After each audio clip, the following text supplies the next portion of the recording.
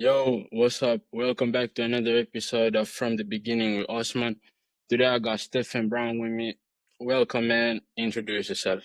Thanks for having me. Like you said, name is Stephen Brown. Uh, been playing overseas, just finished up seventh year playing overseas. Yes, sir. Played in Turkey, short stint in London, Estonia, Germany, France, and this past year, played in the Czech Republic as well. Yes, sir. So how did you get your start in basketball? At an early age, I would say I started playing around 7 or 8. Just playing in the local rec league with, people in the area, kids in the area, and once I got introduced to travel basketball here in the States, that's when I started, doing the travel thing, with older guys and just continued to do that through high school. And from there, that, led to opportunity to play in college, play 4 years in college at Bucknell University. And, from there, had an agent that reached out and that opened up doors and opportunities to continue on and play overseas. So I mean that's kind of the early start of how I kind of got into basketball. I was young and I was faster than everybody, so that's what kind of made it fun from the Yes, sir. beginning. So I mean that's what kind of propelled me to become something interested in it. Yes, sir. Was basketball always like your only sport, or were you doing other sports? Basketball was always my sport. I mean, I would, play football here and there, but I didn't really play with other friends. Um, but I played football with friends, but besides that, it was just always basketball.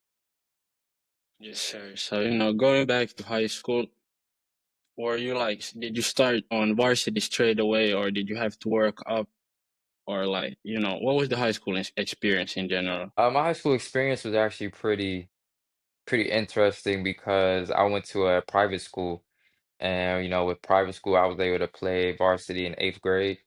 So I mean, the school was very small, no more than about 200, maybe 300 kids in the whole high school.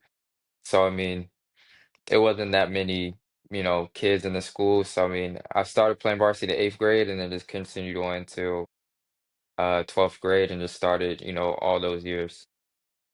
So you going to a private school. Were y'all competing against public schools also, or was it like just private schools? And did you also get to play against prep schools? My first years in playing for varsity, we weren't really well known, but by my sophomore year, we kind of got more interest with, other prep schools and other private schools that are, pretty well known in our area. So that opened up, opportunities to play against, better competition for, non-league games.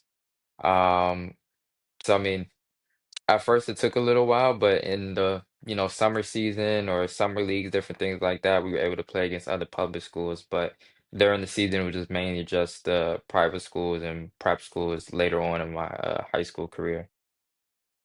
But where in the states are you, or like where did you grow up? I grew up in Virginia, so it's a state in Virginia.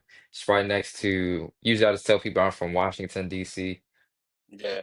It just makes it more easier to, locate. So I'm on the East Coast of United States. So that's the DMV area, right? Yeah, DMV area, yeah. Yeah. So that being like a known basketball place, did you feel like you dominated the competition early, or did you feel like you had to work up? I feel like I had to work up. I mean, coming from a small private school in an area where there's, a lot of competition and a lot of guys at different levels.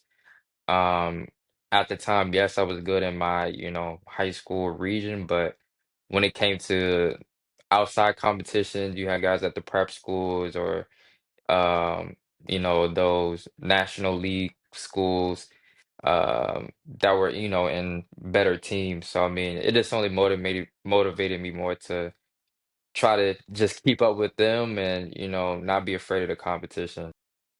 Yes, sir. At, at what part of high school did you feel like you had your breakthrough, and you felt like you could take over at any point in the game? I wasn't probably until maybe my sophomore year of high school. Um, like I said, that was kind of the year where we kind of put our name out on the map. It was our first time getting to um, the state tournament. Beat a couple of other schools in our areas that were, pretty top ranked. So it was kind of at that point where I felt that I had confidence in myself, and the coaches also had trust and confidence in me, and worked hard during the summertime to get to that point. So I mean, every game just went into it to just try to prove myself and just try to put our team in the best situation to win the game. Were you playing at AAU during the summer? And like, Yeah, what circuit? I was playing when I was younger. I played AU from 10 to 12, and then I took a little break just for mental and just also just to get better. I was small, so I just wanted to really work on my game for myself during the summer. And Yeah, then from there, when I came back into AAU, I played up for Team Takeover. At that time, they had a lot of different teams in the Virginia, DC, Maryland. Each state kind of had their own version of a team. Played yes, that up sir. to I was about 16 years old, and then my last year, since I already signed with Bucknell, I decided to play with like a local AU team, with guys from my area Yeah, that that we're pretty close friends with still to this day. yes, sir. Were you getting recruited early on, or did that come like later? Like I said, Bucknell was probably the number one school that recruited me out of starting early on in high school. They were one of the few Division ones, and then as I progressed, there was a lot of D2, a D3, and maybe a little low major D1 schools that kind of came into the picture. Bucknell was the one that kind of stayed consistent throughout my whole high school career. So when they made the offer, I felt comfortable Yeah, being comfortable making that decision. So I didn't really have any nothing crazy offers,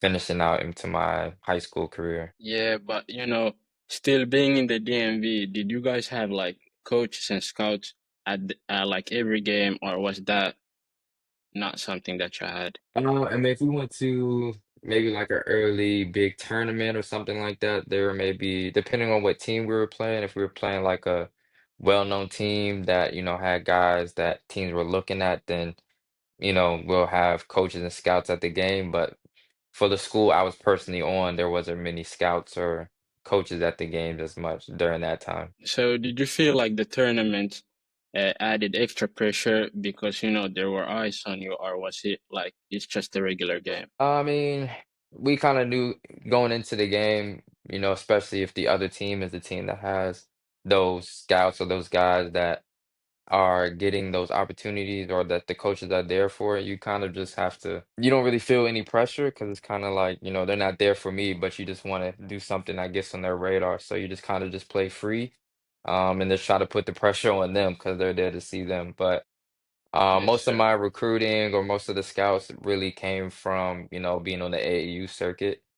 Like I Mm, said, come from a private school, I had to find different opportunities, outside of high school and just try to, join the right team and get in the right tournaments for, AAU circuit too. yeah. But did you ever think about transferring to a public school, or to a school that gets more like has more eyes on them, or were you like okay playing where you are? I did. It was probably between that sophomore to junior year of high school.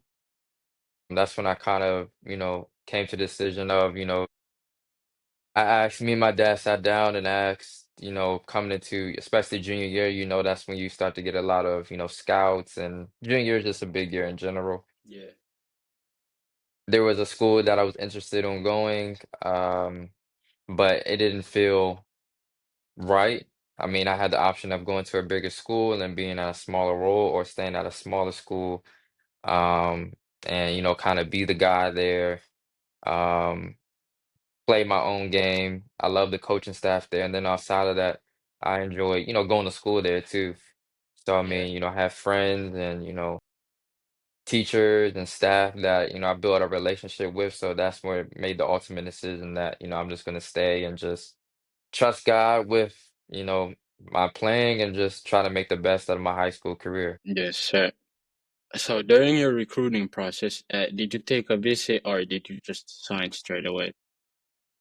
I took a few visits. I took maybe two unofficial visits and one official visit to Bucknell.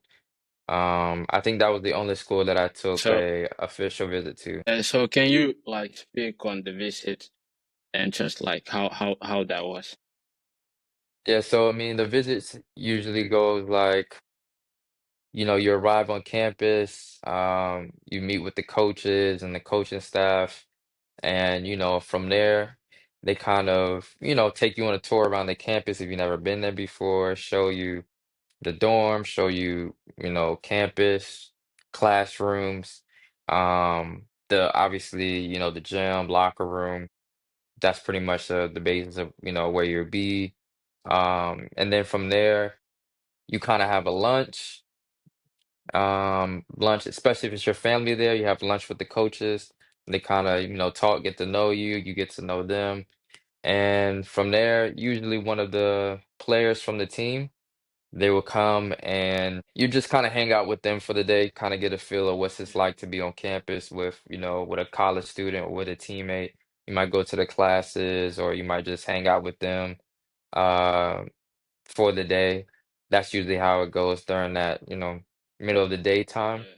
Yeah, And from there, you might have, a workout or you might get a chance to get some shots up. Maybe depending on what time of the season, you might be able to watch a practice of the team in the yeah. evening, and then after that, then the coaches will you'll meet with the coaches again, and then you go out to dinner, talk it up again, ask, how the day was, what you enjoy, just kind of real chill, casual, just try to, talk about things outside of basketball.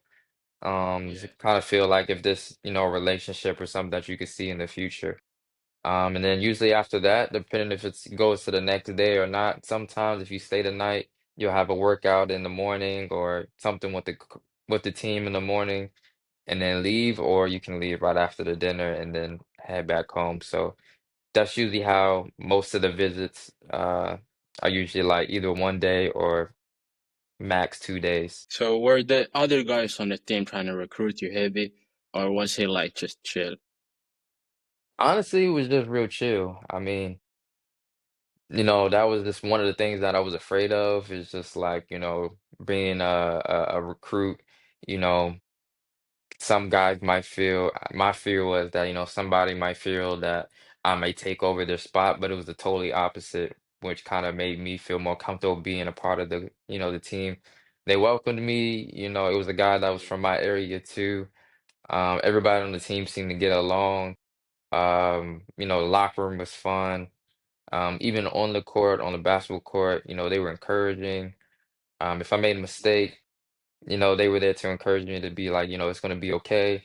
So I mean, it was all positive energy from the moment that, I was around the guys until I left. No matter how good I did or how yes, bad sir. I did, they always kept a, Yeah, positive, light. So I mean, that was something I wanted to be around and be a part of the close-knit group. So that's what kind of yeah. pushed it over the edge of, this is where somewhere I want to be. So you signed before your senior year, right? Yeah, I signed the summer before my senior year. So did you feel like that took off the pressure of like going into your senior year, or it didn't really affect you, like mindset wise? Honestly, it didn't really feel any pressure because I mean, most kids, if they're going into their senior year without any offers or anything, that's when you kind of feel the pressure. But since I already knew where I was going, Nah, but uh, like, did it take off the pressure, like going into your senior oh year, yeah, knowing yeah, you yeah, already yeah. have a spot? Yeah, Oh yeah, absolutely. You kind of set in stone where you're gonna go, so you can just focus on being healthy and just being, just better going into that last season. yeah. Did you end up going to the playoffs during your senior year? Yeah, so we made it all the way to the state championship. It was like my third time going making it to the state Yes, championship, sir. but we lost in the state championship. So I mean, it was a tough loss, but I learned a lot from that year, and like I said, I knew I was going off to college, so I mean, I knew that my career wasn't over. after the loss. Yeah. So what was the process then going from high school to going then to college? After graduating high school, from there, you just kind of preparing to get, to university. Nowadays, they bring guys on campus early on around maybe beginning of June, sometimes, yeah, around this time of year. But back in that time, back when Yeah. I was in college, they didn't really have that. So I mean, I just try to stay as strong as possible. I think I got there like mid-August to, kind of settle in on the school side. And after that, usually around about September, that's when you kind of get into the everyday grind of, early morning lifts, workouts in the middle of the day, then team practice in the evening. Kind of like its own, kind of training camp, I guess you can say. So Yeah. it was tough. Did you feel like when you arrived at campus and like after the first practice, did you feel like the level was tough, or did you feel like this was something you could handle? No, I couldn't handle it at all. It was something that was it was something that was obviously, every freshman or, rookie is going to experience, even if it's for like 1 or 2 weeks or maybe 2 days. But Yeah. like, you're playing against guys that are, you know, 4 years older than you or, kind of settle in, used to the rhythm, used to the pace. So everything was just faster. Everything was, he had to pick up things faster.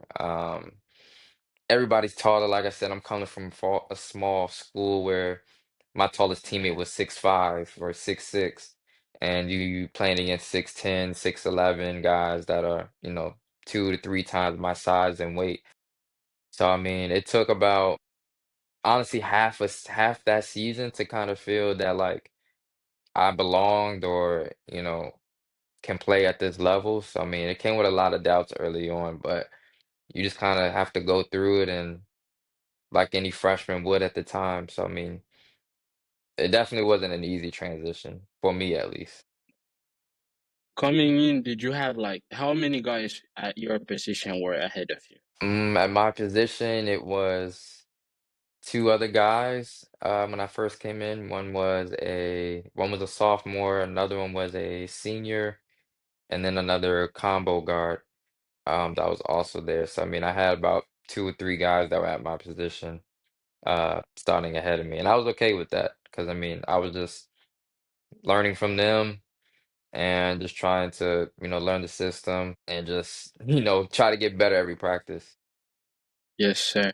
So at you said like it took a half your freshman season to like get adjusted, but at what point did you feel like okay, now I'm here, now I can handle myself, and like yeah. It probably wasn't until we played our league games, which are probably like the last 14, 15 games of the season. Um, I felt like at that point I had a little bit of, I felt like during that time I kind of got a rhythm of, my role on the team, what I can contribute right away as a freshman. So I mean, that's when I would say it was at that point where I felt that Yeah. I can, feel a part of the team and make, impact. Yes, sir. So at what point of like the 4 years you were at that school, at what point were you like did you get your opportunity to start? It kind of all came together my freshman year, actually. Maybe around, like I said, that last 14, 15 games of the season. Uh, the first point guard, they moved him to a different position. He kind of played, he could play 1 through 4, so they moved him. And then the other starting point guard, was dealing with some injuries here and there. And, Yeah. I had one good game off the bench, 1 or 2 games off the bench. And then the next game, the coach came to me and said, you're going to start the next game. And then from Yes, that sir. moment on, as a freshman year, I didn't really play much, but I would play first 4 minutes of the game, maybe the second 4 minutes of the second half, but maybe 12 minutes. But I got to start the game off, for mainly for my defense and just wanted to, get the rhythm of the game going with my speed. Yeah. But from that point on, all the way to my senior career, I ended up starting every Yes, game. sir. Yes, sir. So from your freshman season, what game was like, if you had like a standout game that you still remember? For me as a freshman, a standout game was maybe about uh my first standout game was maybe against Villanova. We ended up losing that Yes, game by sir. like we lost that game by like 2 or 3. It was some calls at the end that could have been, gone either way, but I finished the game with like 6 points, 6 assists, but I was in, the crucial parts of that game, crucial moments of that game. Yeah. Yeah. That, from a small university, kind of, taking a top 25 team down to the wire. Um, and then, as I starting and, progressing later on the season, to me, a good game was about like, 10 points, 10, 10 points, 5 assists. So to me, Yes, that was a sir. solid game. No, that's a great game. But did you feel like you coming out of a private? No, but did you feel like you coming out of a private school and not necessarily like getting to play like the top ranked guys in high school to then now playing against like big name schools like Villanova? What did that feel like? I mean, honestly, it was like a, dream come true because it's kind of, you want to you dream of playing these games and, getting to that level. Of course, you like want to be on those teams, but it's just as exciting to get the opportunity to play against Yeah, those teams because, you get to see and play against those competition of guys and understand, this is why they are at that level of, where they are.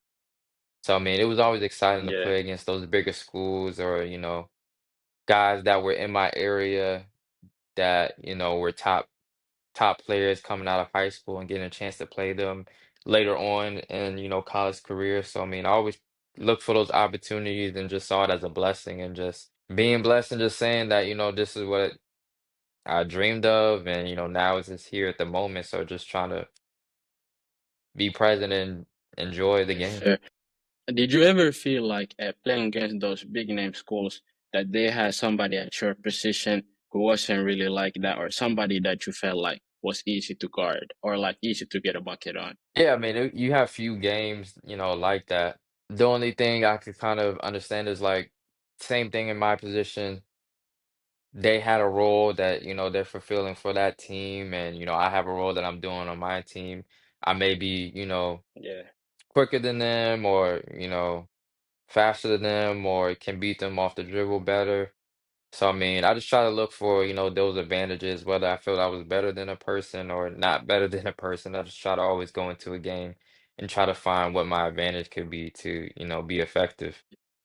did you feel like, or do you still feel like you're a smaller guard, or do you feel like you're like a good height for the point guard position? Nah, I'm still considered a smaller guard.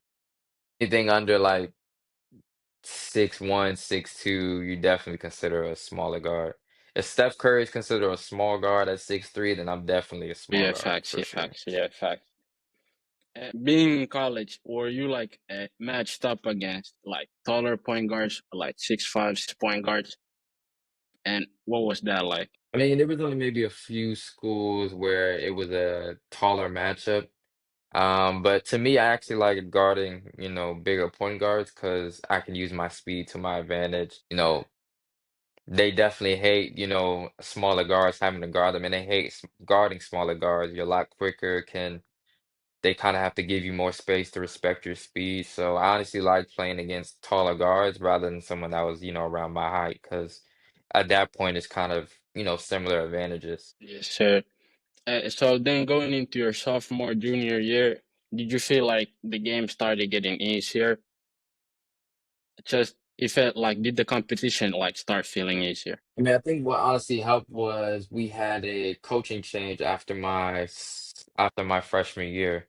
Our head coach ended up getting Yeah. a coaching job at another university, so they brought in a new coaching staff that, worked for my style of play, was much more faster.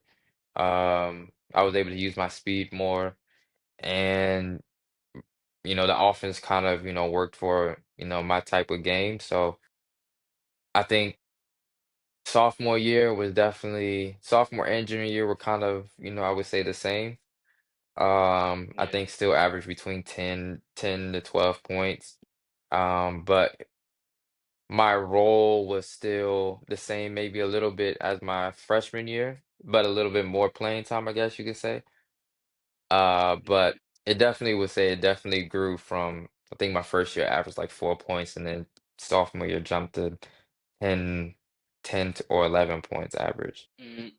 What did you feel like was the hardest part about playing in college? I would just say just balancing, you know, balancing your life, especially at a smaller university. You have, school to worry about, you Yeah, have, practices, homework. I went to a school that was mainly known for its academics, so it was a lot of late nights, early yeah, mornings, and trying to figure out how to balance and try to get better at basketball at the same time. That's what probably say was my hardest aspect of playing college basketball. And on the basketball side, it was just not trying to become frustrated with a bad practice and not overthinking, a bad game, and just trying to continue to improve and get better each day or each yes, sir. opportunity that you're in the gyms. So I mean, I don't think I was able to Yeah. find that balance maybe until like my junior year, maybe. Playing in college, uh, with the academic part, is there like some type of grade you like GPA you have to play? Like, what's that like? For the university that I was at, I believe for the team you had to be above like a 2.7 maybe. They try to keep the GPA Yeah, between 2.7, 3.0 area. So I just try to always make sure that I didn't have anything lower than max, maybe C plus if I was really struggling in class. But yeah, for the most part, I was between 3.5, 3.6. So you definitely had to have a, pretty standard GPA in order to stay on the team or play on the team. yeah. What major did you study? Psychology. Damn. So did you feel like, because that's still like that's a harder major. So did you feel like you had to really spend a lot of time like on school stuff? Did it affect your basketball? I mean, honestly, not really, because I didn't really, choose my major until my junior year. So, I mean, my first 2 years were just basic studies. Um, that was probably harder than, Yeah. psychology because you had to learn about all these other subjects that you don't really care about. I don't know are you in university or went to university? Nah, I just graduated high school. Oh, okay. Oh, wow. I didn't realize that. Yeah, But with I'm only 19.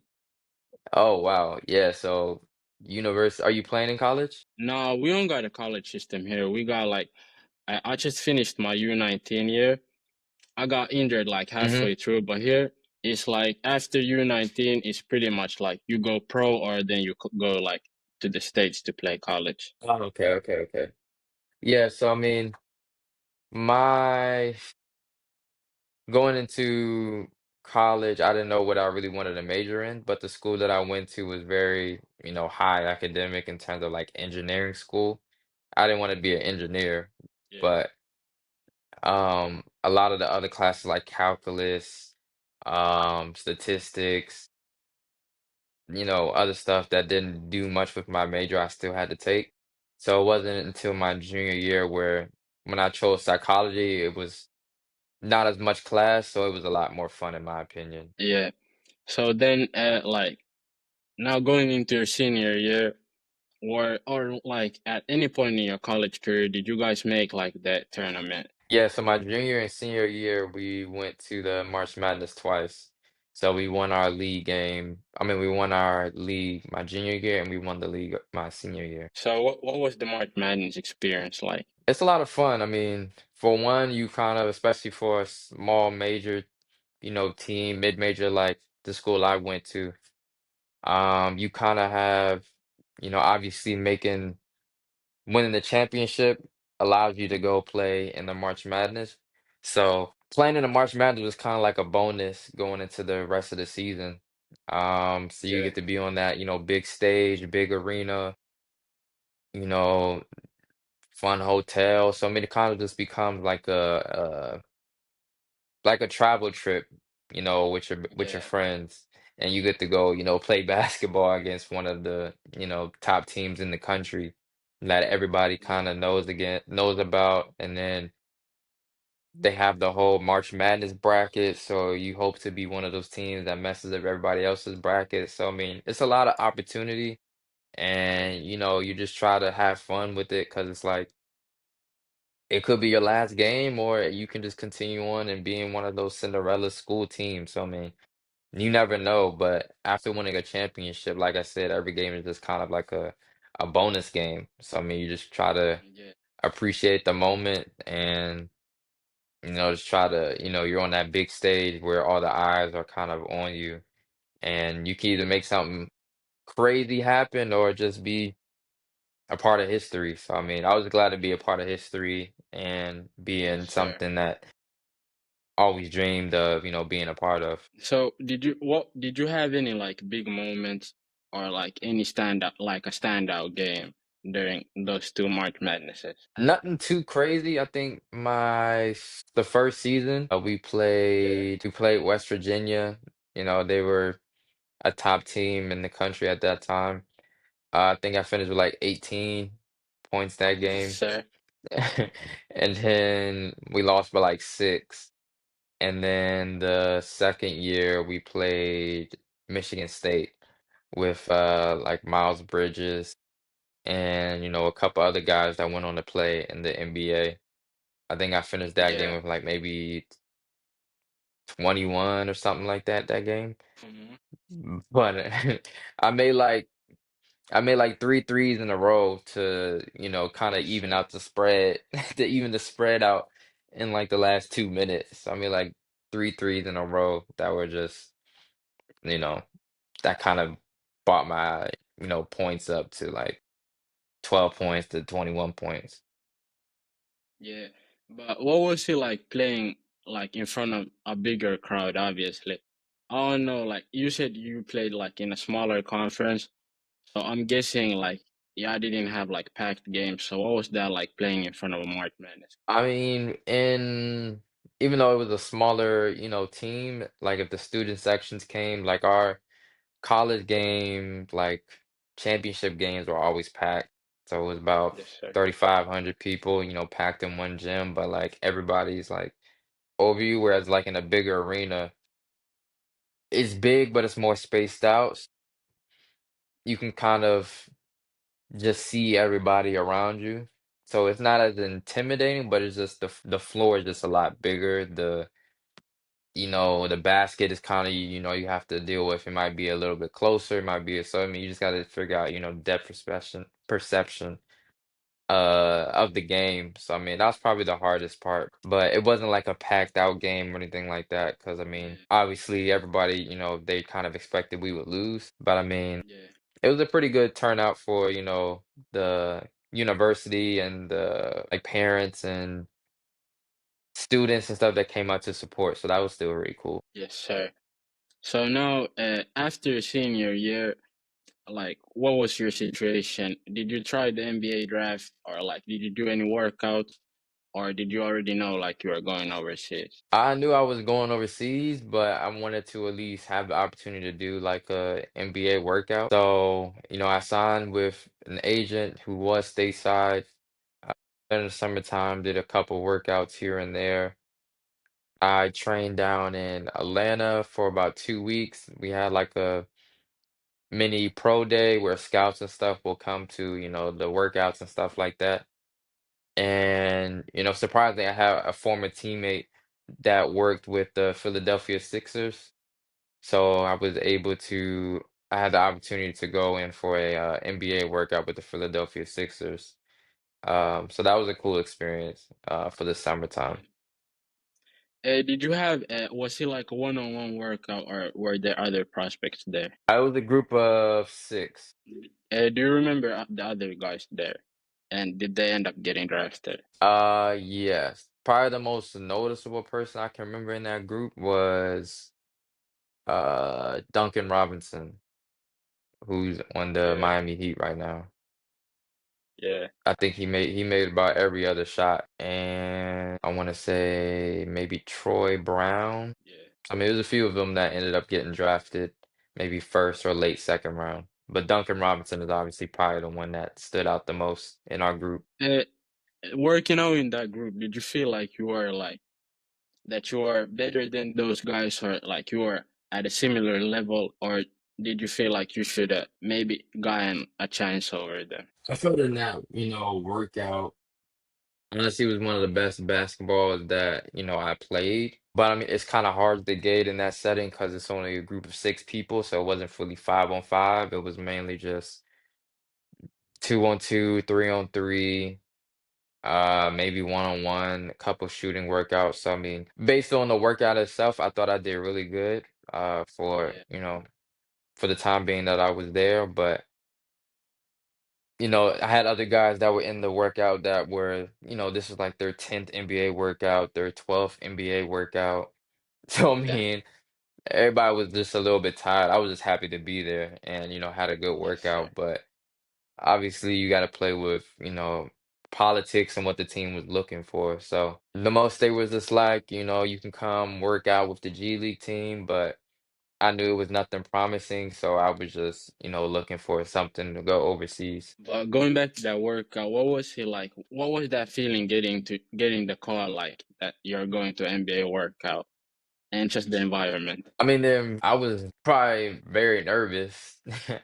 It was hard to sleep, trying to make sure I wake up on time, but they kind of take care of everything in terms of like your flight, getting picked up from the airport, hotel. Like I said, luckily I had a friend that I went to college with that was a former teammate, which, made me a little bit more Yeah, comfortable, having a familiar face. So, I mean, got to go out to eat with them. And then just going into the workout, they provide everything for you. So they give you the gear and stuff. So I end up taking that home for sure. Um, so I mean, they give you a lot of different stuff. So I mean, I was grateful for all the free stuff that they was giving me.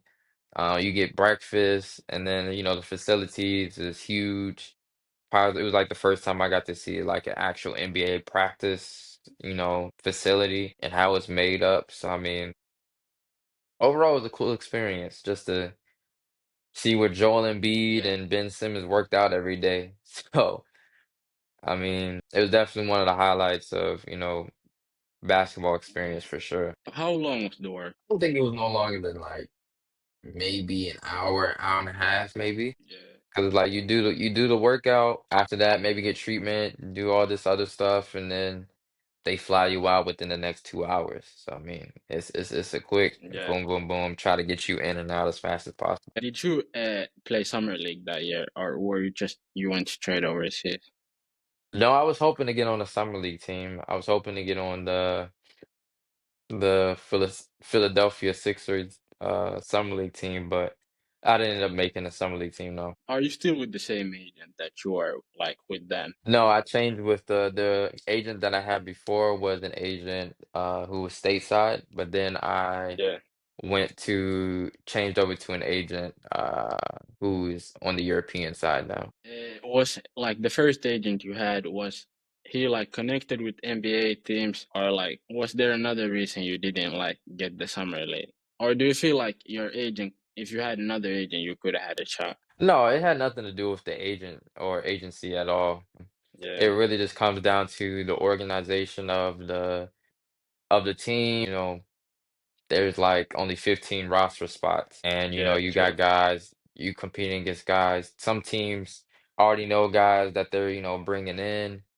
It's not just college guys. It's returning NBA players.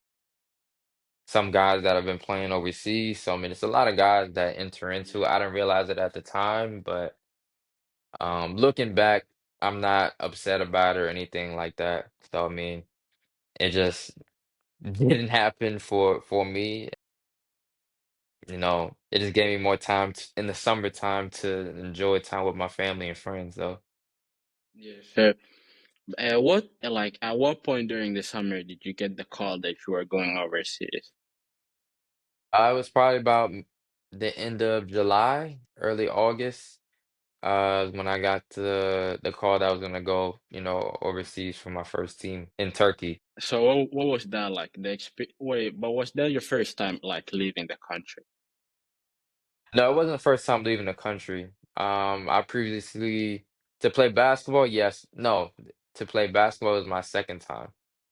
When I was in So college, I went on like a missions trip with yeah, a organization that takes, basketball teams overseas and kind of share, your faith in Christ with other teams, other guys, do some missions work. yeah. So that was in college.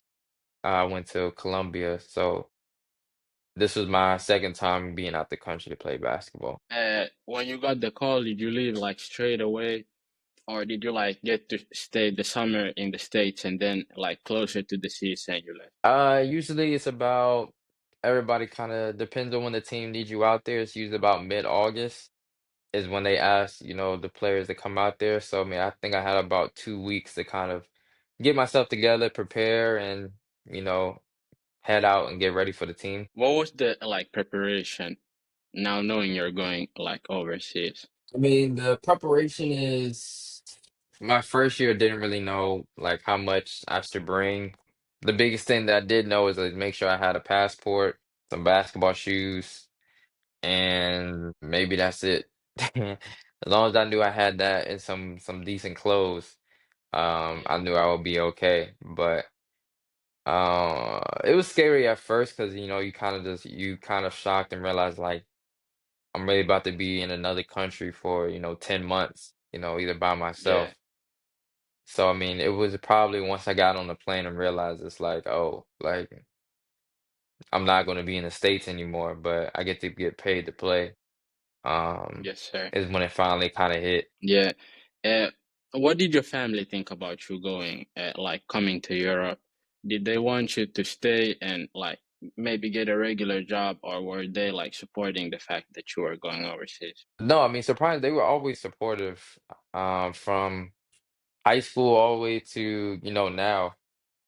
They've always supported my dreams and, always Yes, said, sir. just you're young and this time frame that you have is very small and we want you to maximize and go for it as much as you can. So they've always been encouraging and helping me achieve, my dreams of, playing overseas or just playing pro basketball in general.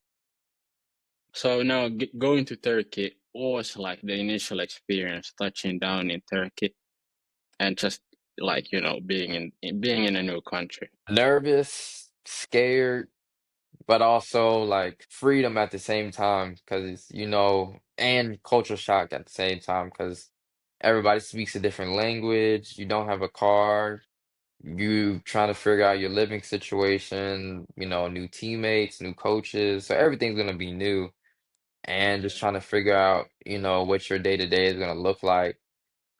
Things that you didn't really have to think about. Now you kind of think about like, oh, I have to maybe have to cook because I don't have fast food places near yeah, me, or um, I don't have, as much gym access as I did in college, and everything's not there for yeah, me. So really had to grow up and become an actual adult and take it, as a actual job rather than just, oh, I'm here to play basketball. Like, no, there's other aspects that, you have to kind of learn and adapt to.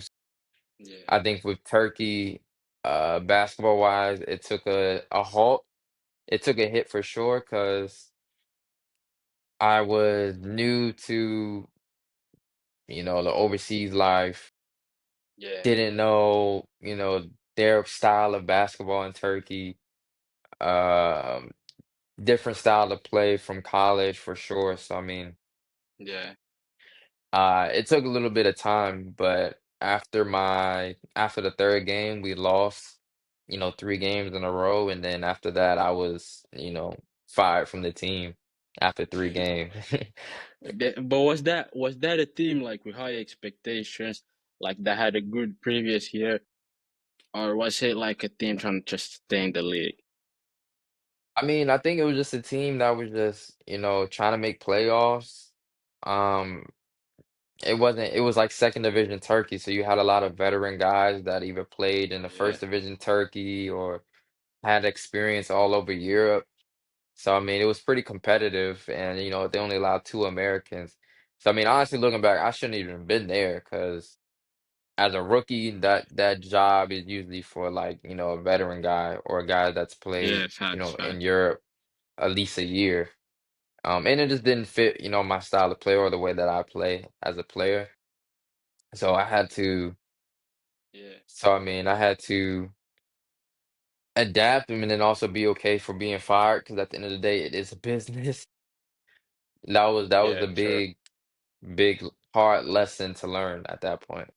So what was like what happened next after you got fired that early in the year or like that early in the season? Yeah, so I mean, this was probably like September, even though I was there for like 3 months. Yeah, I didn't get paid. I got paid once. I was supposed to get paid, never got paid, still didn't get paid from the teams to this day. Um, they I was sent home, so I came home for like a week. And then my agent told me, there's a team out in Estonia that, they're looking for a player. I didn't know where Estonia was, but I just wanted an opportunity to go out and, play again. And I feel yeah, that like I failed or, just wanted a second chance to of course. prove not only to, you know, other people, but to myself too, that like I want to make this work. I want to make this a career. So I took that chance and then went to Estonia like maybe 10 days after I got back home. Yeah. So what was Estonia like? Yeah. So it was cold. I think I got there in like Yeah, November. facts. So it was pretty cold. I was there for 2 months. I didn't have a car. We lived in a dorm. I was like 10 hours time difference from back at home. Yeah, true. Wi-Fi cut off at like 10 in the mo 10 at night. So it's like you share in a dorm with other, like college students, but you're a professional basketball player Yeah, living on like the fifth floor. Oh man, it was a kind of like a slap in the face of like it didn't feel like a professional at the end of the day, but I knew that, I definitely. wanted to make, the best out of this opportunity. Even though I was there for like 2 months. Yeah, I did so well that another team in Russia ended up buying me out from that Estonia team, and I ended up going to Russia after 2 months. And then in Russia, I played. The team wanted to make playoffs, so I helped, as part of the team. This is second division Russia. Helped the team make yeah, playoffs. If still didn't have a car, but lived in a hotel, like yeah, right next to the gym, so everything was kind of there. It was very convenient. Very yeah, professional organization, good group of guys, same type situation, veteran guys, lots of experience. I walked away. Back then, I was like, yeah, I'll go back to Russia, but I'm glad I didn't go yeah, back. yeah, So I mean, it was all of that was in that first year of playing overseas. yeah. Mm, and like you were in three countries your first year, like Turkey, Estonia, and then Russia. Like, what was the like main differences between those countries and then like culture wise? What was the biggest difference like compared to the States? Culture-wise, well, I guess I'll start with the main three differences between. In Turkey, it was I don't smoke cigarettes, so that's one of the first things I think of is in Turkey. It was just a lot of like cigarettes, like everybody smoked cigarettes. Food was really good, Facts. but yeah, food was really good. Yeah, But it was a totally different like vibe, and I was close to Istanbul also, so it was a lot going on, big city life. But by the time I got to Estonia, which is mainly the Europe side, yeah, um, it felt a little bit more modern.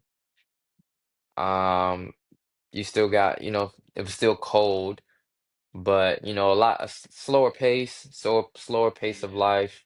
Very small towns. It's like those towns you see in movies where you're just like, I didn't even know this place existed in the world. Like, how do people actually like Yeah. live in this type of environment? Like, very depressing. Could get very depressing. Yeah. Um, and same thing with Russia. I mean, I was still in a big city in Russia, but I was surprised to learn that, the people actually were pretty nice. Yeah. I don't remember much about the food in Russia. The only place I remember the food was in Turkey.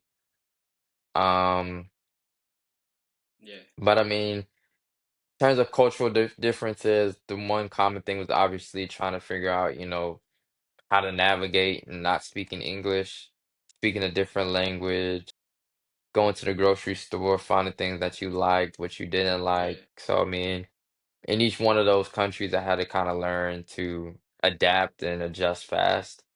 And, Yeah. being in locker rooms where, people didn't speak the same language as me, so it's kind of hard to build that connection between players.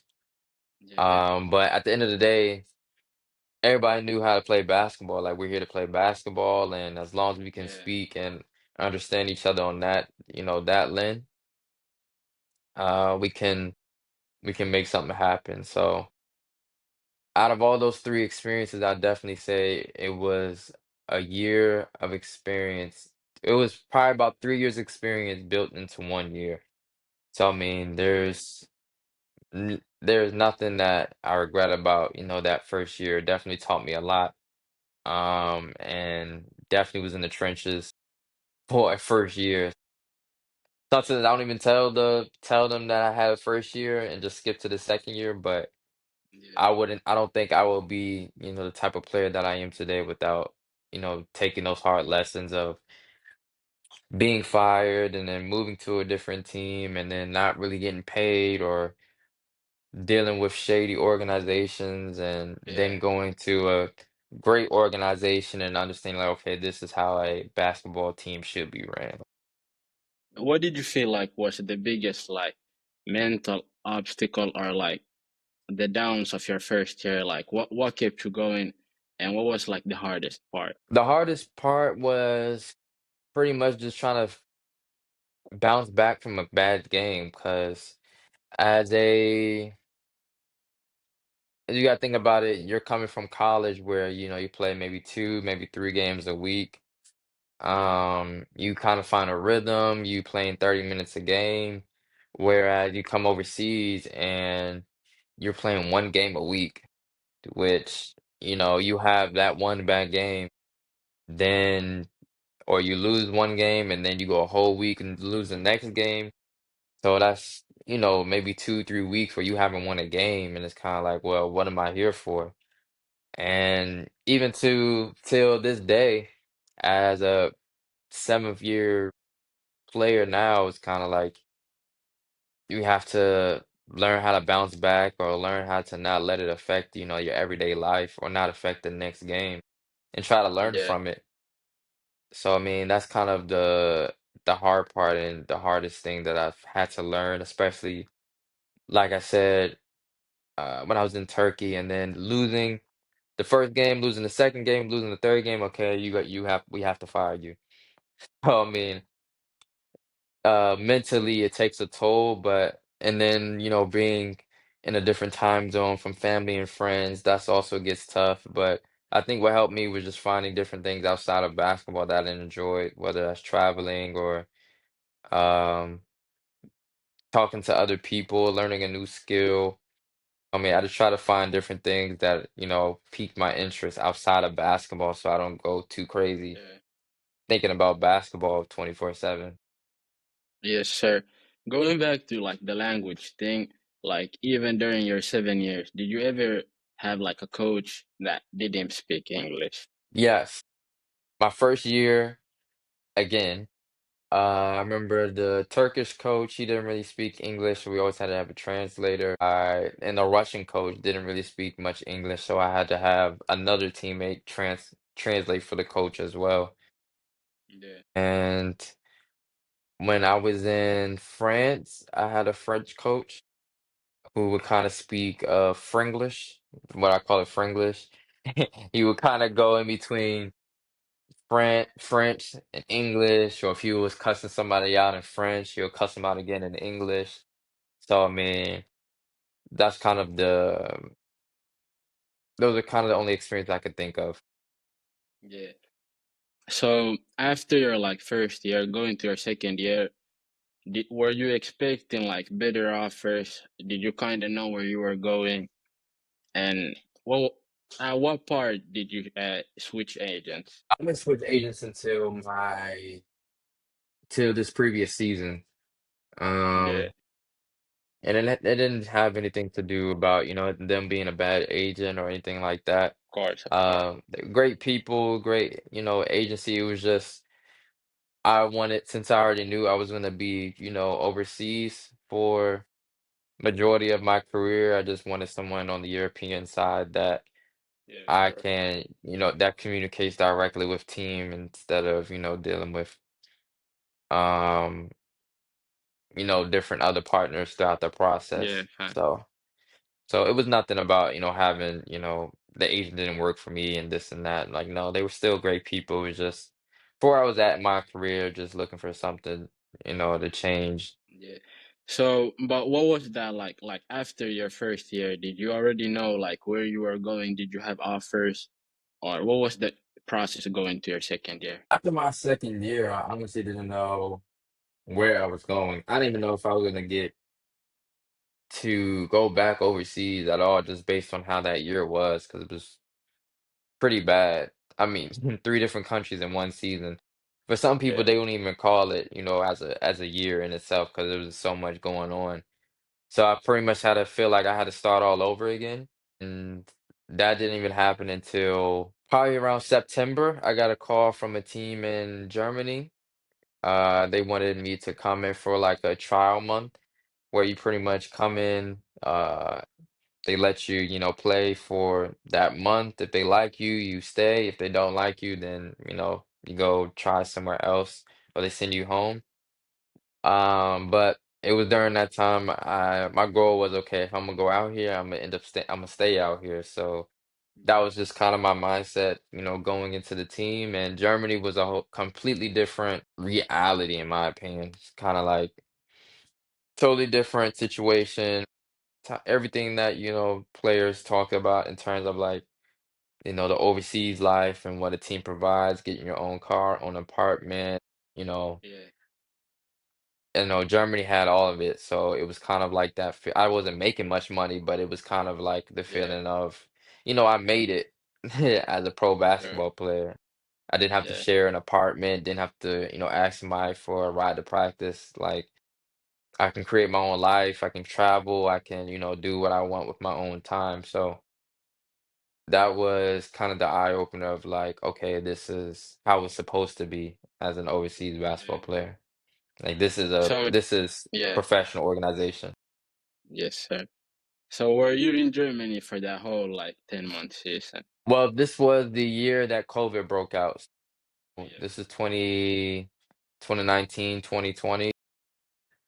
I was there from like March all the way up till, was I there? March up till, no, I went home in March. So the season was from like October to March and had to be cut off early. Hold on, I'm gonna move my camera for a second. But yeah. I got. So, wait, but what level was Germany? Germany was BBL, right? Yeah, that was first division, Germany. Yeah, so that's like higher than Estonia, Russia, and Turkey, like at least in my opinion. So what was like the competition level playing there? Oh, it was very high competition. You had guys that were, and then of course in Germany, those type of teams, you can have six to up to 6 or 7 Americans. So it honestly Yeah, felt like, playing in college again. The pace was faster. Everybody spoke English. So I mean, you were playing against guys that you played similar type of style in college. So that's why I enjoyed playing when I got there.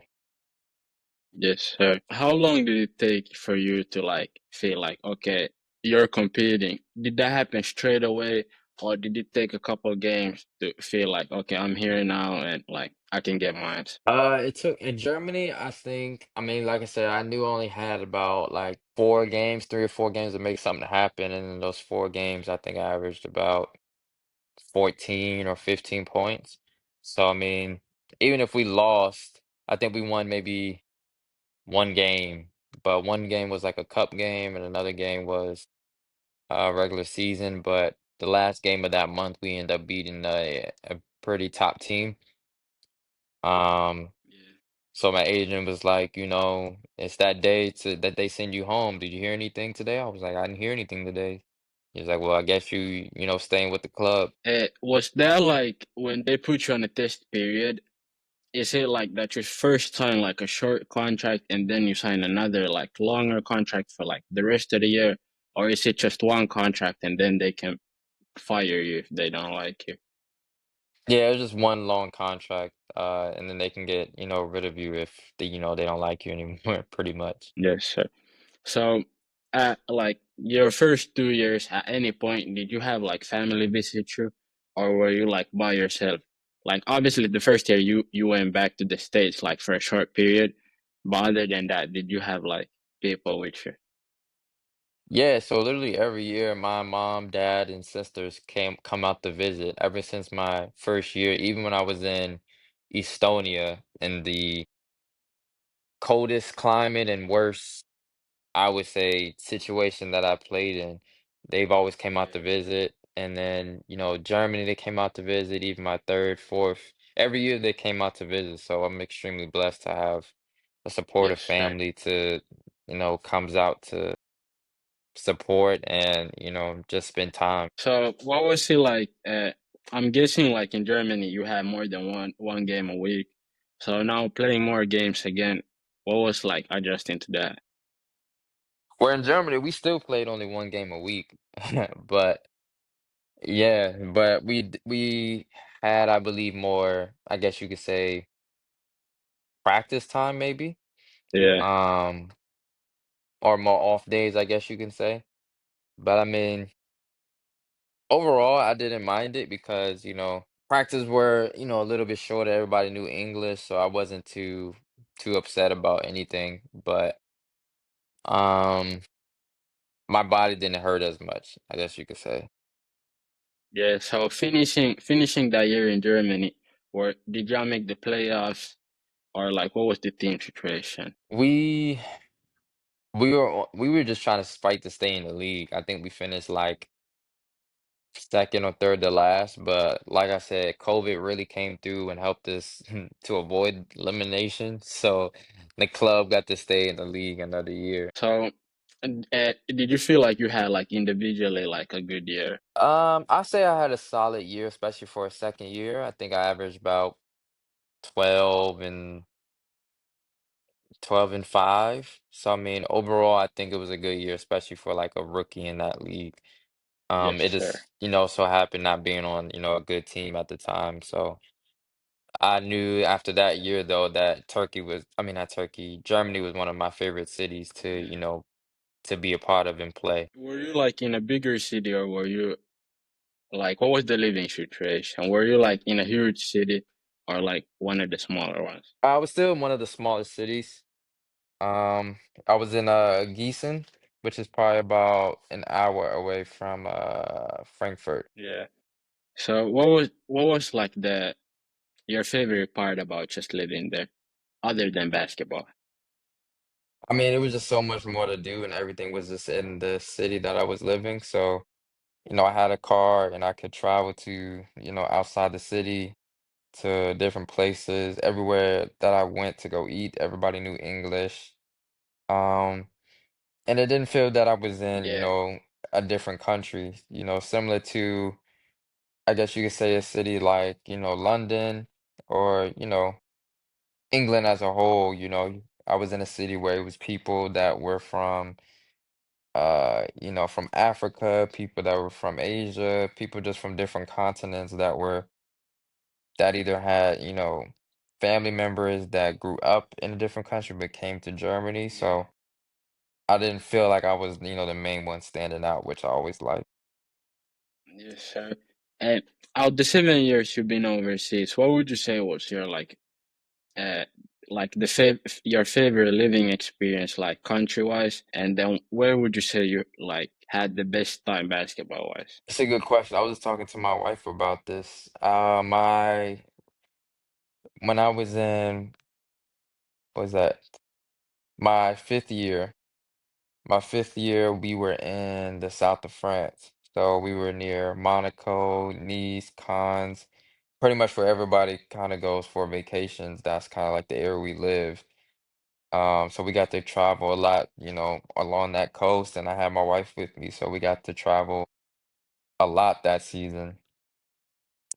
Unfortunately, it was probably one of my worst basketball seasons because we finished last Yeah, in the Pro A. So the team got yeah, promoted. I got injured. Stats weren't that great. So I mean, it was definitely my toughest basketball season. But basketball wise, kind of I would guess you could say two for one. So for basketball yeah, wise, this past year when I was in Nuremberg, we got to play in the Champions League. So it was my first time playing in the Champions League. We made it to the mhm. final eight, which was pretty cool. And Yeah. also won the Congrats, champ. by the way. Oh, thank you. And got the chance to win the championship in our league. So I mean, it was a good group of guys. It was fun going to practice every day. We were right next to Prague, so Prague was we was there almost every week. And now one of my favorite cities over in Europe. So I mean, Yes, sir. for basketball and for my family too, it was probably my favorite basketball season and off the court life too. Yeah. At what point of your like overseas career did you start having like your wife with you like for the full year? Or So she came overseas when I went into my fourth year overseas. So I went into my fourth year overseas. That's when she came overseas. And I was in Germany. so was that like now that you have somebody with you that like you know pretty good, did that change the experience of being overseas? Oh, most Or definitely. did it make it easier? It made it, I would say it made it a lot easier because I mean, the days will go by faster. You get to travel with somebody else. You don't have Yeah, to, facts. you know, and somebody else can cook food. So I can come home from Yeah. practice and food can be done. Um, but also just having another person to, talk to and not talk about basketball with. And, you just feel like like a normal human being and just not have to worry about basketball all the time. Yes, sir. So now like after your second year in Germany, you stayed in Germany, right, for like two more seasons. After so my first year was that Germany was my second year. My third year I went to Yeah. uh I was in London Lions for like 2 months and then left to go to France Pro B. Then I went back to Germany Yeah. with my wife. We stayed there for that year. Then fifth year went back to France and Pro A and then left. Yeah. So what was like what was it like playing in England? It was cool. I mean, I was on the London Lions, so I mean, it was a lot of, experience and veteran guys on the team. I know they were trying to make Champions League while I was there. I just learned a lot from a lot of the guys. I mean, it was like 16, 17 player roster. I was there as a replacement player till somebody, was healing from an Yeah. injury. So I was just trying to learn from the vets and, just understand, you know, their game or, how they play the game or what I can add to my game and style. So I enjoyed it for the short time period that I was there. Food is good, pounds is expensive. No, but overall, it was good. I never thought I would get a chance to go to, Yes, sir. London before. So it took me a little bit to realize that like you don't have to look at the menu in a different language, like it's in English. So Yeah. Yeah, facts. But like they speak a different accent though. So did you feel like that was ever challenging or you understood what they were saying? some it depends on, I know certain regions, it's like the accent can kind of change. Um, Yeah. some of them had like, Jamaican Jamaican, heritage or come from that Jamaican side, so you can kind of Yeah. hear it mixed in a little bit, or, some of them I couldn't understand what they were saying, but a few of them, if they were, newer to newer to England, their accent wasn't too bad. Yes, sir. So you said you were there only for like 2 months, but did you know they are coming in like it was a shorter contract, or it was like they just sent you after the other guy got back? Yeah, I knew it was gonna be a shorter contract. I was aware of it because, they told me when I was coming in that it was just a replacement. They gave me the option to stay if I wanted to, but the team was already stacked enough where I knew I wouldn't get much playing time. So it was nothing bad about it. Yeah. Did you after those 2 months, did you already have the team in France already set up for you, or did you have to take a little break like to find another team? Yeah, so when I was in London, my time for the season was up.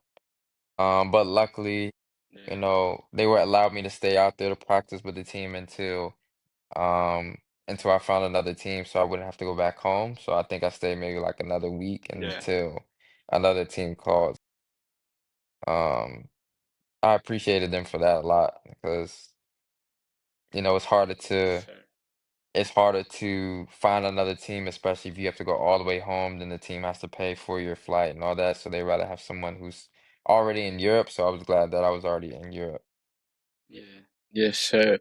Mm, going to like playing in like many countries, when it comes like to going to a new country, getting a new contract, does your agent bring you like a lot of options and then you can choose, or like he handles it for you and then he like brings you the best one?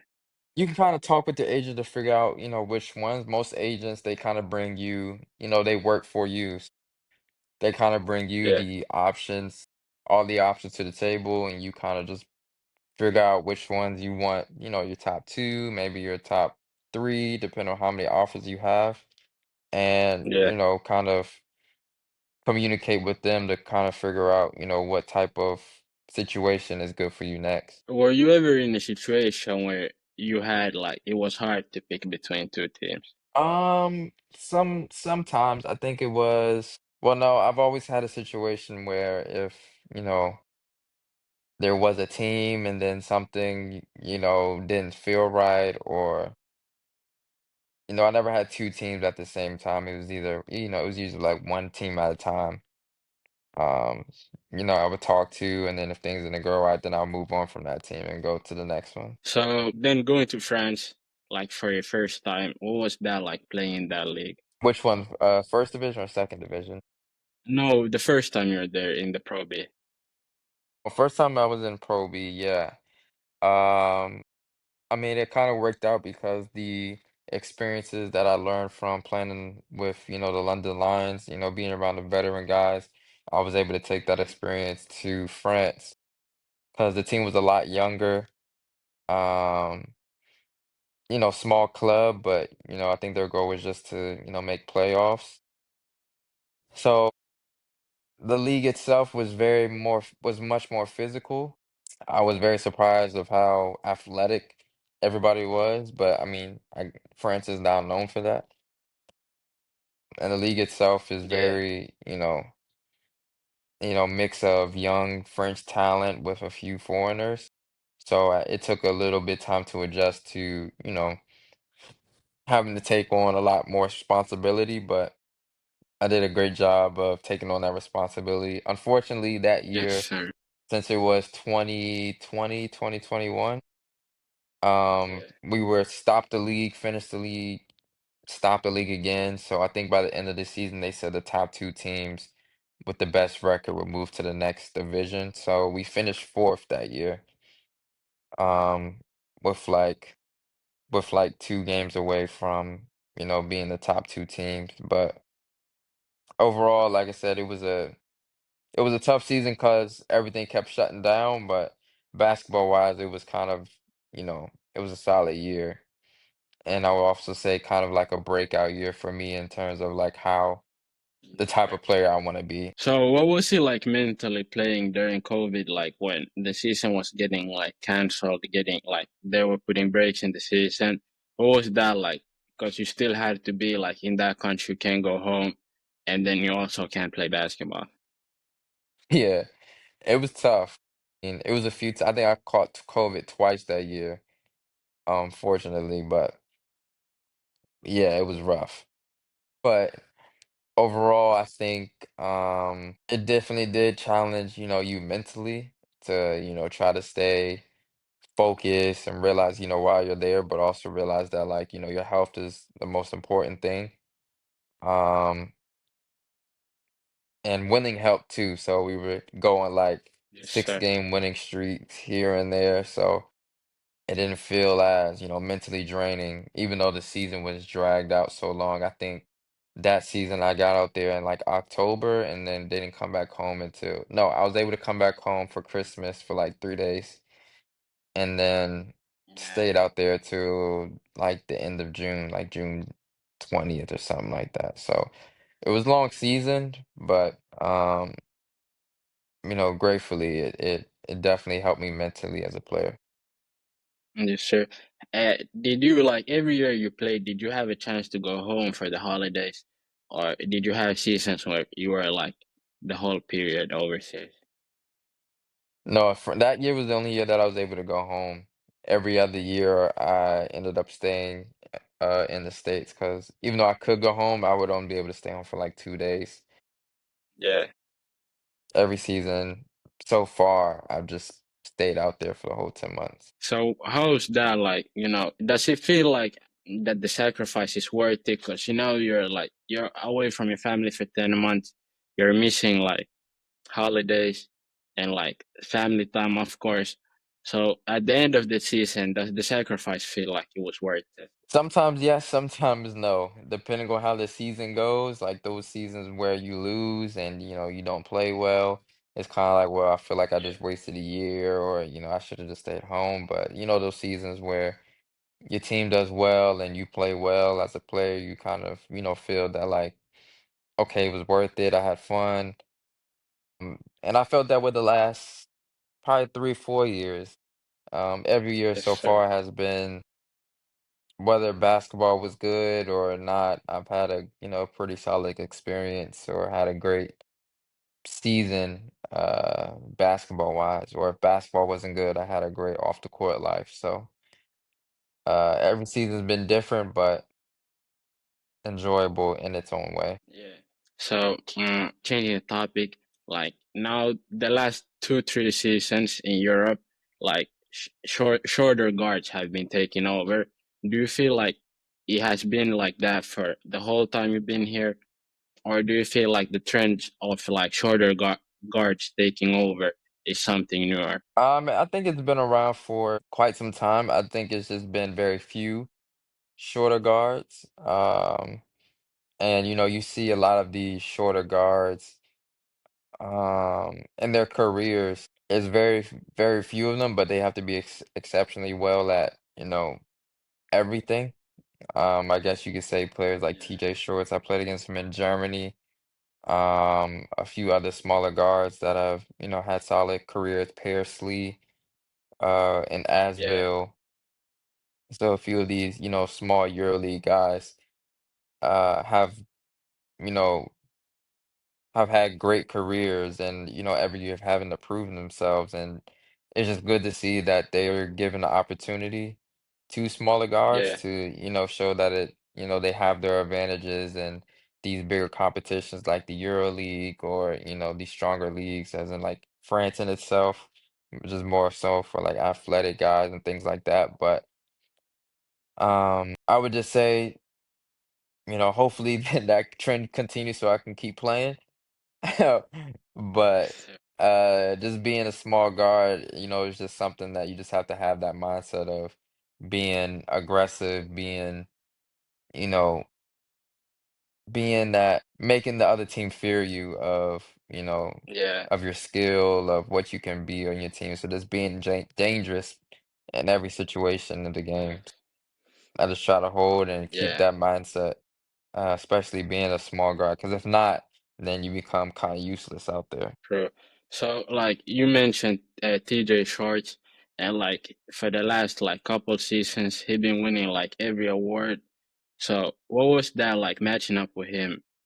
That game you played against him, what was that like? He deserves every award because I think he gave us 30, even though we won, but like Yeah, we had, no answer for him. And you can just tell at that time that, if he's gotten in the right situation and uh which he did, the next year. So I mean, his career just continued yeah. to excel and his mindset as a player has just always been, was taking him over the top. So he's always been enjoyable to just watch as a player. Mm, being overseas like 7 years, what can you like? Do you remember any like like very memorable matchup you had against somebody, or like a matchup that like made you work harder than usual? I think there's a few matchups. I can't remember like definitely while I was in a few of them was probably in France,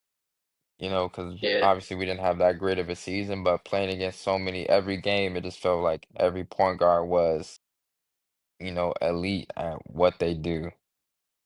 And we're either a small guard or anything like that, but big guard, small guard, they had them. So had to, felt that like that season, I knew like if this is the type of career that I want to get to that next level, this is the type of player that I'll have to yeah, be. So I mean, I yes, think when I sir. was that time that I was in the French Pro A division, I think I started to realize that like it's not gonna be no off nights because you know every PG can go get 20 or get, Yeah. 7 or 8 assists. So like the BBL and also the French Pro A, like both of them being considered top five leagues in like Europe. What would you say is like competition wise like the biggest difference you noticed? I would say in my time in Germany, I would say it was a definitely a faster pace. And I always say, those teams and especially in Germany, you have maybe like your top 6 or 7 teams, and then, the other teams kind of just even out depending on the season. Um, Yeah. and in Germany, you have a lot of guys who are great at a lot of different things. So it's like you may have somebody who's just strictly just shoots. You may have another guy who likes to drive to the basket, another guy that likes to cut a lot. So it's like in Germany, it seemed like there was a lot of guys that specialize in a lot of different things that make up the team. And, somewhat physical, but definitely a faster pace in terms of, offensively. Everybody likes to play fast. Um, Yes. some teams may be athletic, some teams maybe as not, but definitely, every team has guys that have skill, a very high skill level. Yeah. Whereas my time in France, I started to realize that, you know, the French players or the French guys are very athletic. Yeah. Um, Fact. everybody in that league, can jump out of the gym, whether they're skilled or not. Um, very up and down, fast paced, similar to, I think that's why a lot of guys come from France because it Yeah. simulates Fact. the style of play of the NBA. So, I Yeah. mean, that's what I would say was probably the big differences that I've seen between the two leagues in my time, playing over there. Yeah. So what like what do you feel about like now more than ever like a lot of guys out of Europe getting to the NBA and also like mainly like French guys like French players like they're taking over the league right now. So do you feel like it's fair to say that like out of Europe like the French Pro A is like the best domestic league in Europe? I wouldn't put it as the best domestically quite yet, only because, you still have, Spain. Spain is going to be Yeah, Spain. fact. Everybody, Yeah, aspires to, play in Spain. In yeah, terms of strength in league, I would definitely put it, you know, top three for sure. Like because every game, you're playing against a team that, you know, very strong and, even in their international play can be, can play pretty well. Or if you line that team up against another team outside of the country, they're pretty strong. For instance, we had a club that we played in the Champions League, and they made it to the final eight, and they were like 11th or 10th in the French league. So I mean, Yeah. it's Yeah. it's it's pretty competitive league for sure. So I wouldn't put it number one, but I would definitely put it up there as number strong two or three. Yeah. So now, like this past season, was it your first time playing like international competition or like traveling like between like many countries just for games? Yes, I mean the year before we played in the FIBA Europe Cup, Yeah. but when I In was in French, right? Poland, no, when I was in Oh, Poland, yeah, yeah, I was in yeah, Poland not this past year, but the year before. That was kind of like my first experience, but we didn't really go to like any country that I've never been to before. We played in, what did we play in? We didn't make it past the first round either. So we played in Germany, we played in Kosovo, and what was our other team against? In Amsterdam. It was a team that was in the Netherlands that we played against. But oh yeah. So comparing like the travel of like playing in college and then travel playing overseas, what would you say is like the biggest difference that you noticed? what I noticed was in college, you're playing within the states, so you know, your your workload might be a little bit more. So you might travel, you might have still Yeah, homework to do or different stuff like that. Um, yeah, but you only really travel, by bus. It's rare that you travel by, I mean, I know it's different now, but teams kind of have charter charter planes, charter buses, so it's just yeah, you traveling with the team from A to B, which is a lot better. But in Europe, you're traveling from one country to a whole nother country, where you're yeah, going from one culture to a different culture, one you know one language to a different language. So it's a lot of different variables that go into it, which is different than the States. I'd also say the travel days can be a lot longer. So yeah. you might be traveling for, I don't know, 12, 14 hours and then have to go and play the game the next day Damn. after sleeping on a small, twin bed that's, not as comfortable or sharing a bed with Yeah, another teammate in a small, cubicle room yeah, and then have to travel that same long leg the next day. And these are not on charter flights, these are on domestic flights with other, yeah, other people too. So it's not as, as comforting, but you still get the opportunity. You can kind of look at it both sides. You can either see it as negative or also as a yeah. positive and realize that, you know, I get to a chance to experience these other countries too. Facts. So, would you say competition-wise, Euro Cup or Champions League, which one would you say was like tougher competition? Between the FIBA Europe Cup and Champions League, Yeah, facts. Yeah, I would say definitely the Champions League. Um, FIBA Europe Cup, they say is kind of like the second tier to Champions League. yeah, Um, so I'll definitely say the Champions League is you have a lot more better teams. Not sure yeah, say better true. teams, but more, well-known teams that are in that league. Most of those teams that are in the Champions League have either won their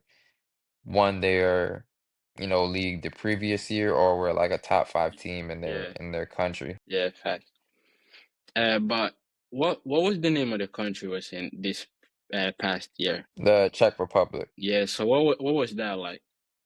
Do you feel like that was different than other countries you've been in, or it was like similar or like close? I'll say it was very similar.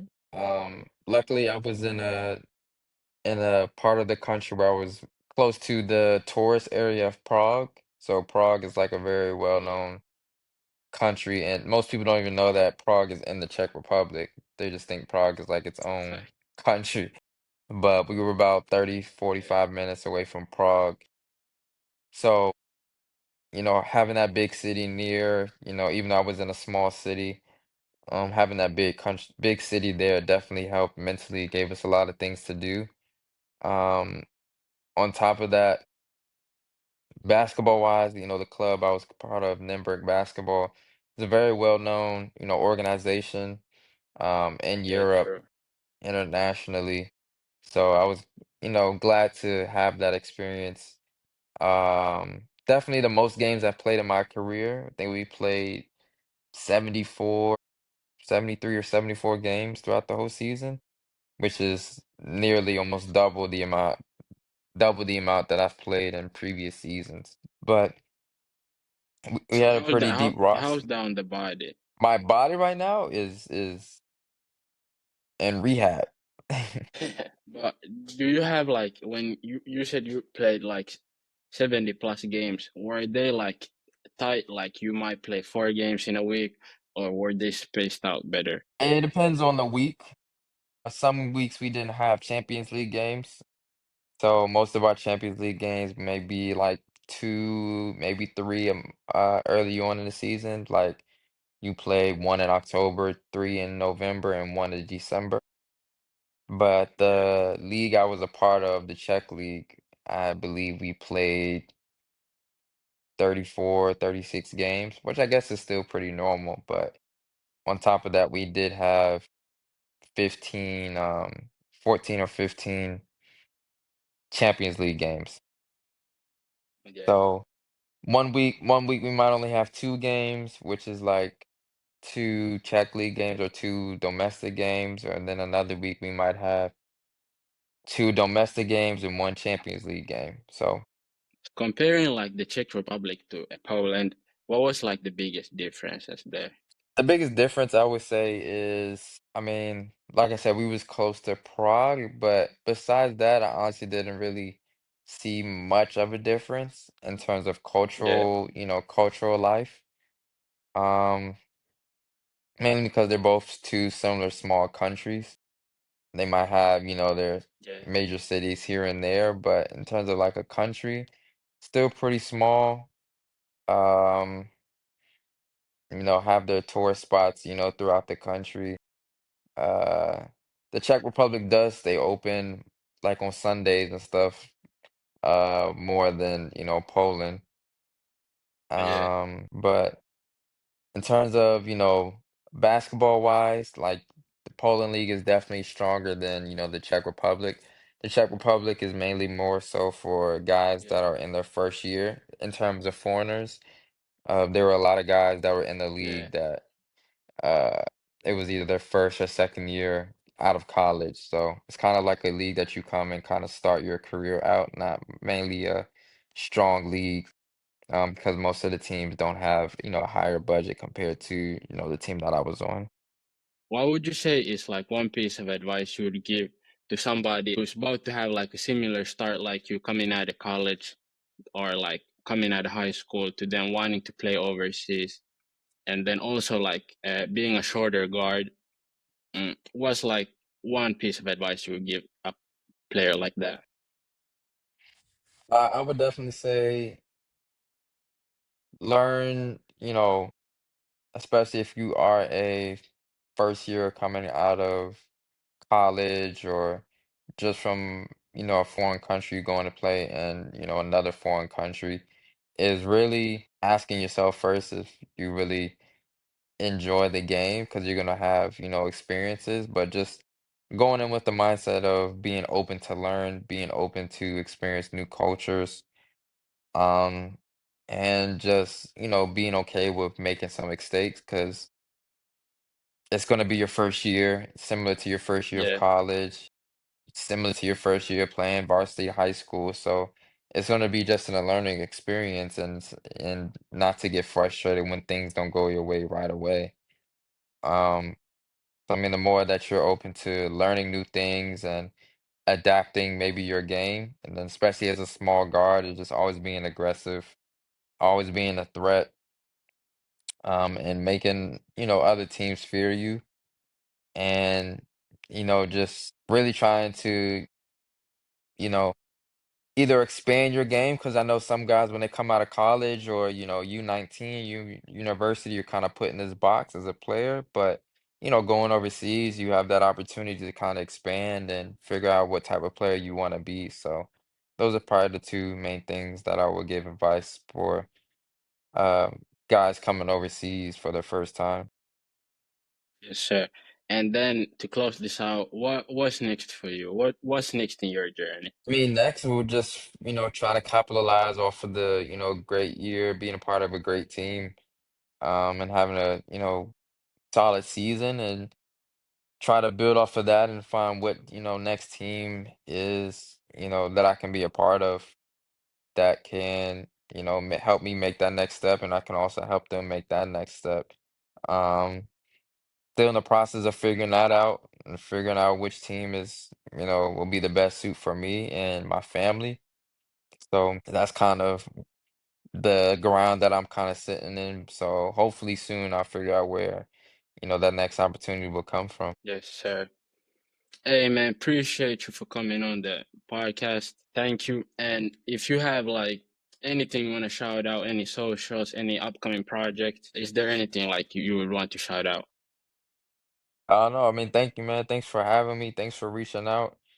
Yes, sir. Keep doing what you're doing. I know you're still young, trying to figure out what you're Yes, trying to do sir. next. So, Yeah, appreciate that. I appreciate you reaching out, Osman. Yes, For sir. me, Thank you, bro. you can find me on Instagram, SL Brown 2, on Instagram and TikTok. Those are my two social medias where I'm active. I'm gonna have your links down below. Okay, cool. So, I mean, those are my Yes, two sir. social media links that you can follow me in my journey. I think